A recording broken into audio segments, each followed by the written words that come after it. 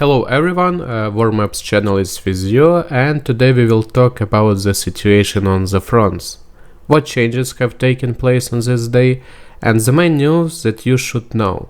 Let's start with the losses that the Russian army suffered over the past day.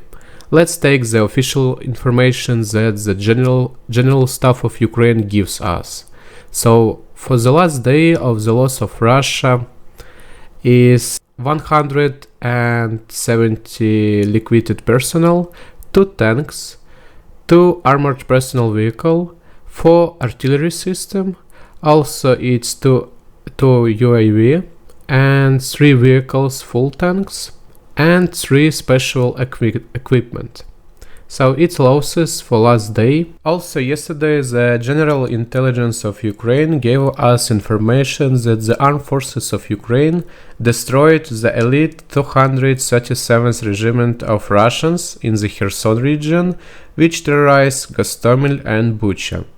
It is known that paratroopers from this unit committed atrocities in the Kiev region in the spring, in particular in Bucha, Irpin and Gostomel. Also, a lot of people are now asking the question what is happening with the counteroffensive of the Ukrainian army. Why it has stopped or is not moving as fast as we would like in certain sectors of the front. And there are many questions indeed. Yesterday the president answered this question in his speech to the people of Ukraine. He said, Izum, Balakleya, Kupiansk and Kharkiv region as a whole are the cities and communities that we have liberated. These words are spoken now. They sound everywhere. Mariupol, Melitopol and Kherson also sound, but they will sound even more often and louder when we release them. Donetsk, Gorlovka and Luhansk, and they will sound. Jankoy, Yevpatoria, Yalta, and they too. Perhaps now it seems to some of you that after a series of victories we have a certain lull. But this is not a lull. This is preparation for the next series of words that are very important for us, which must be heard, because Ukraine must be free. All. Well, let's talk now how the map changes over the past day. Russia continues to shell the territory of the Kharkiv region. Also, a terrible video appeared on the internet that cannot leave anyone indifferent. This is the shelling of the city of Bakhmut. Here it is. Bakhmut is now on the front line under the control of the Ukrainian army, and we see the Russia every day shelled this city very cruelly, and it was very difficult for us to imagine what kind of destruction there is, but there was literally a small video about how the residential sector suffers from Russian artillery. Let's watch this video.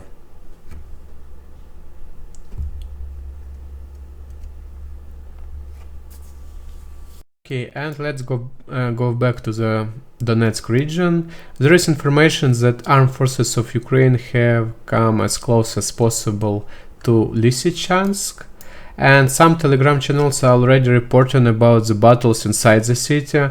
The General Staff of Ukraine has not yet given any information about it, therefore we will wait and believe and pray for our soldiers. And more videos we have from Bilohorovka. Appears most likely this city has already been liberated, is under the control of armed forces of Ukraine. So we are waiting for information also from Verkhnya Kamenka. Well, in the rest of the cities without change and without the advance of the Russian troops, let's move to the Zaporizhzhia direction. There the entire front is also being fired from the side of the Russian troops, but the front does not change in any way. There is no movement from the Ukrainian side, not from the Russian side. Also, the Russian Telegram channel is notified. They say that the Ukrainian army is preparing a large-scale counteroffensive here. Apparently they are very afraid of a breakthrough of the Ukrainian troops here.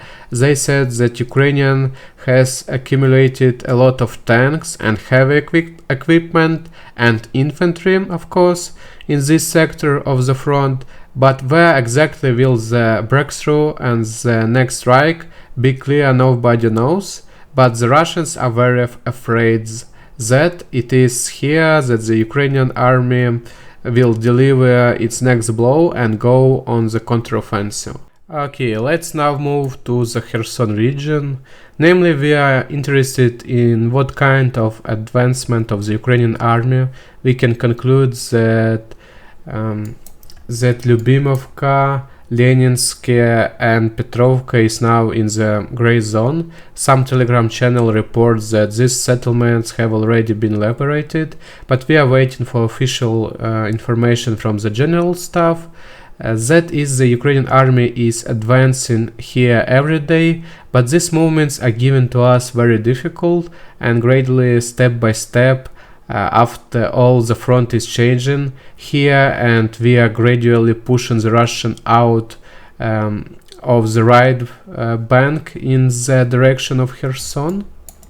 Here we also see changes in the west of Kherson.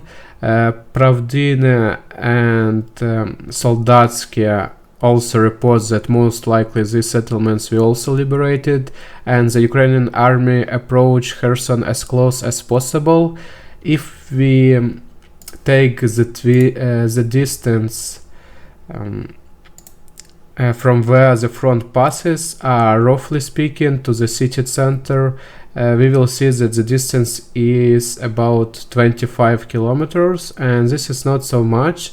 But the problem here is that the Ukrainian army is not going and cannot shell the cities, because our citizens of Ukraine are there. So we must act here as carefully, as accurately as possible, so that the local population does not suffer. Also, as far as you remember, Russian troops attacked a dam located in Kryvyi Rog.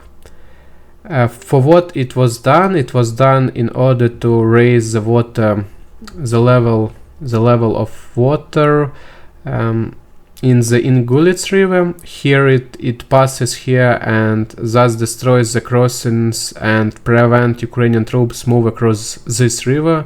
Therefore, there was an attempt to raise the water level, but it was unsuccessful. They wanted to disrupt our logistics, leave us without supplies, in fact stopped our movements directly to Chkalov. But as we see, the main task of the Ukrainian troops is to cut the road from Davidov Brid to Berislav, to Nova Kakhovka, and leave almost the entire right grouping cut off. Well, that's all I have. Thank you all for your attention. If this video was useful to you, please like and subscribe to the channel so you can support me, but also believe in Ukraine. We will win. See you soon.